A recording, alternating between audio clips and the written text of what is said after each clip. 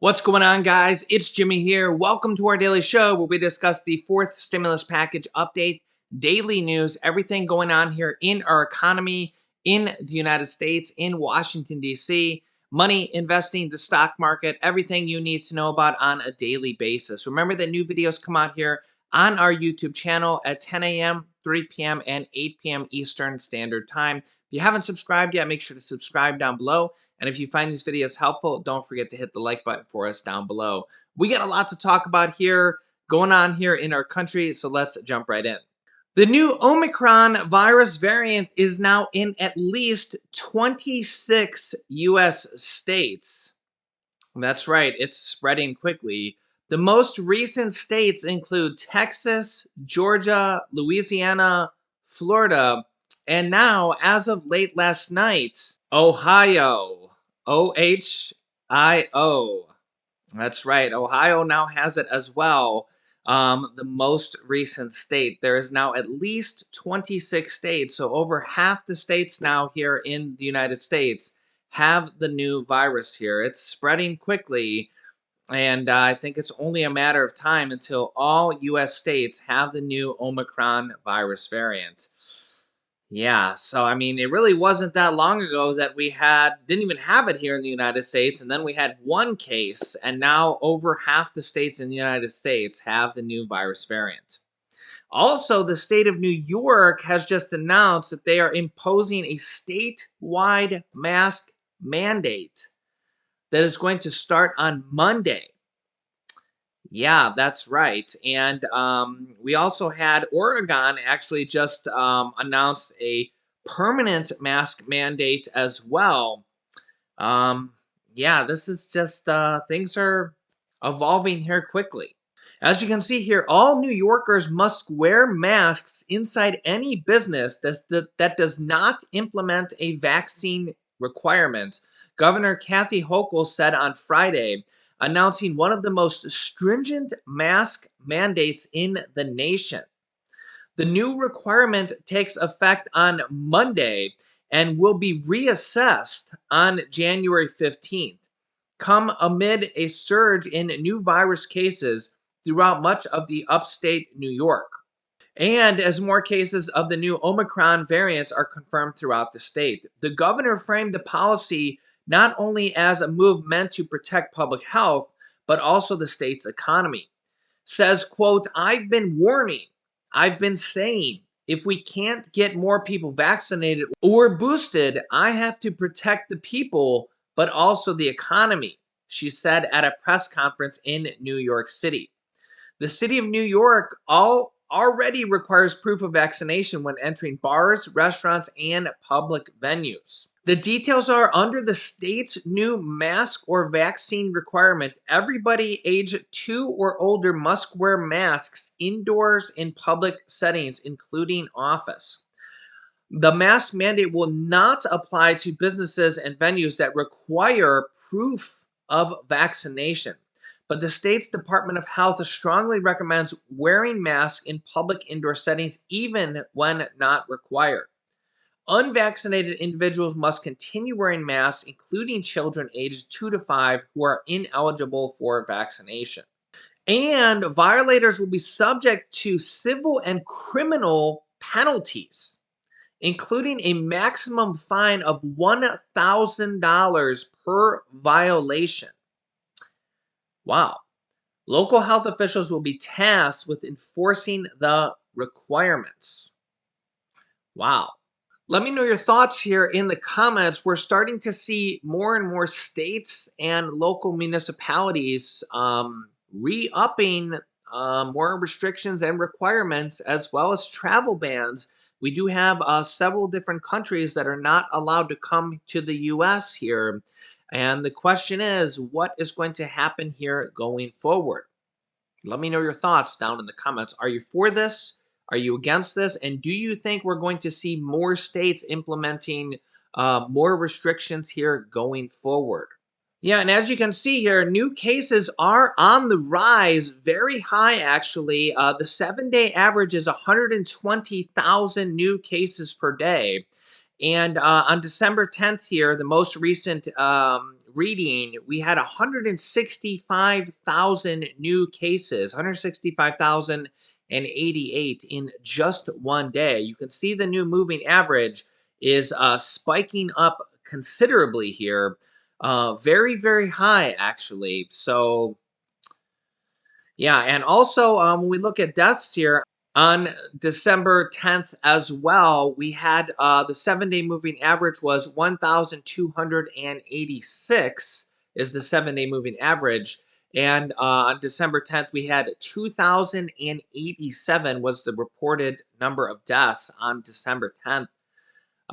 Very, very high. Very, very high. That's just in one day there. So, what do you think is going to happen going forward? Do you think we're in line for more restrictions, more mask mandates, and going into the winter season here, and into the holiday season as well? Do you think we're going to see more restrictions and more cases? On the next stimulus package, Fox News, a typically Republican news station, which is typically, against Biden, who's a Democrat, publishes this article here a day ago, which I was pretty shocked to see here.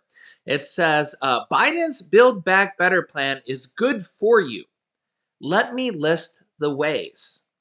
Build Back Better will improve the economy for all walks of life.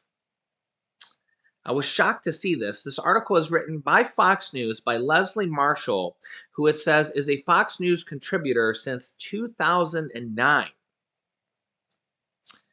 Yeah, you could see her directly here from Fox News. I was very surprised to see Fox News publish something like this, but here's what they published. This legislation is aimed at strengthening our social safety net and also aims to boost efforts that weaken the impact of climate change. Build Back Better is a good thing, and it should pass. Most predictors say it will, with a few changes. Of course, we know it's already passed the House. It's now in the Senate. This legislation would impact nearly every single American in a good way. Who will it affect and how? And how can it be good? President Biden says help is on the way. It is. Below, I list who is affected and how it could be good for you.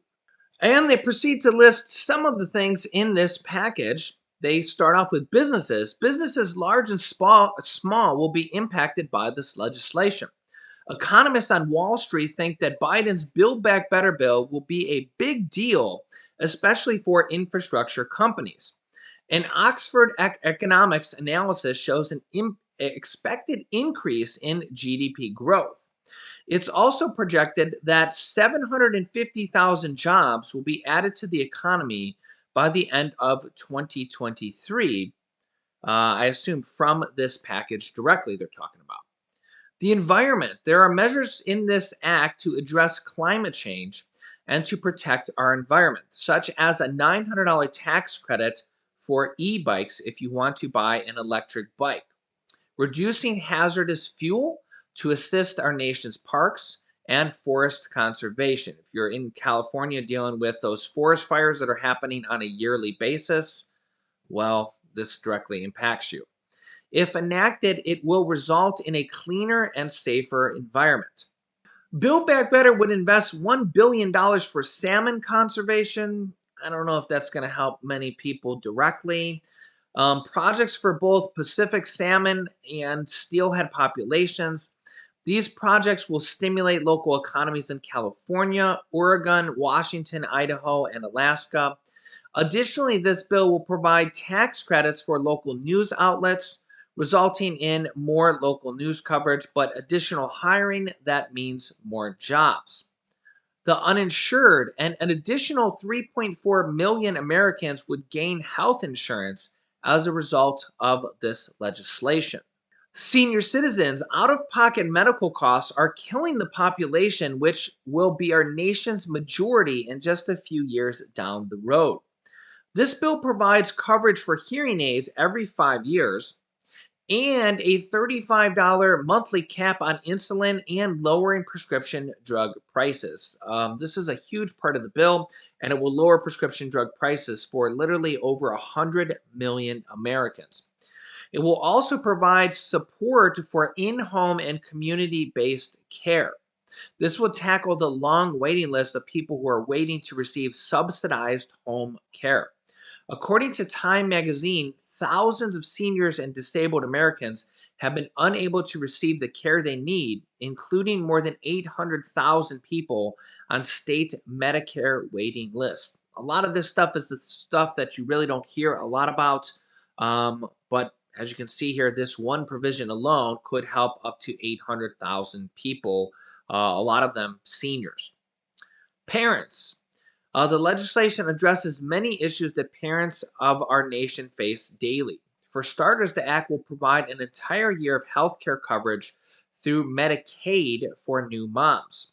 The child tax credits will be extended, if they pass the bill, is $300 per child for children under the age of 6 and $250 for children ages 6 through 17. There's also a one-time $500 credit for children that are in college full time and live at home, in the last bill that could be extended as well. So keep that in mind. I'll keep you up to date on that if they extend that as well. Childcare is a big issue and a big cost for most working families. This legislation will make childcare more affordable and more accessible and increase what childcare providers make. So, would make a lot of the working population actually make more money. This will help parents re enter the workforce and boost the economy. And the bill provides 4 weeks of paid leave. Of course, we've talked about that on the show. We're the only first world country to not provide that. It's long overdue. Children, Build Back Better has a provision that would provide 12 months of continuous eligibility for health care coverage for children. Disruptions in the health care coverage impact our children and their health. Such gaps were extremely common for Latino and African American children. That means that those children, because of the gap, did not see a doctor for an entire year. This provision would change that. Additionally, CHIP, the Children Health Insurance Program, would be permanently funded. Universal pre-K for all 3 and 4-year-olds is included in the bill, as is access to free school meals for more than 9 million more students. Pandemic EBT as well, I believe, is in there. 9 million students would get their school meals paid for. That's a very big deal. And 29 million children will receive $65 a month to help their families pay for food over the summer. I believe that is the pandemic EBT program. So we're looking at 25 million children literally getting money for food. That's a very big deal there.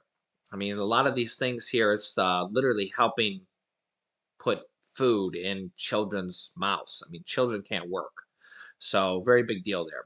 And again, just to reiterate, I don't get to decide what's in these bills, so just keep that in mind here. Low income families. Help is on the way here with the bill for income families.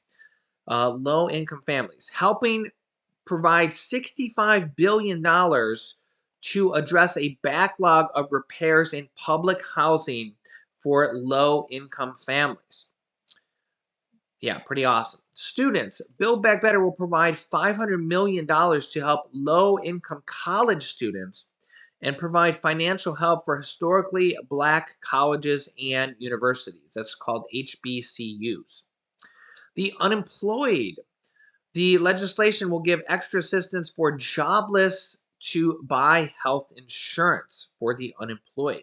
The bottom line is Americans are still living in a pandemic due to the virus and are still worried about paying for groceries, rent, and other necessities. Money is their main concern. Build Back Better would not only help Americans and their families, but it's legislation they want. 61% of them. A new Monmouth University poll found that Build Back Better is actually more popular than Congress. Yeah, Congress isn't generally too popular. It's more popular than the president or the Democrats trying to get it passed. Wow. Alrighty. So yes, it's still the economy, stupid. I'm not sure what that means. And Build Back Better will improve that for all of us in all walks of life. So again, that was an article by Fox News. I was very surprised to see Fox News publish an article like that because, well, they're a Republican news station and the Democrats are passing this bill on their own. And they highlighted that's not even anywhere close to all the things in the package. But I was surprised to see Fox News publish that. And of course, they covered a lot of the things in the bill. So hey, I figured let's cover that on the show. And of course, there's a lot of things that we don't even talk about on the bill. Of course, the bill is a work in progress. The Senate can change it at any given time, and then it will go back to the House to be voted on again. But remember, when the third stimulus check package did that as well, the House passed the bill, then the Senate changed it. The House literally passed when the Senate passed the bill.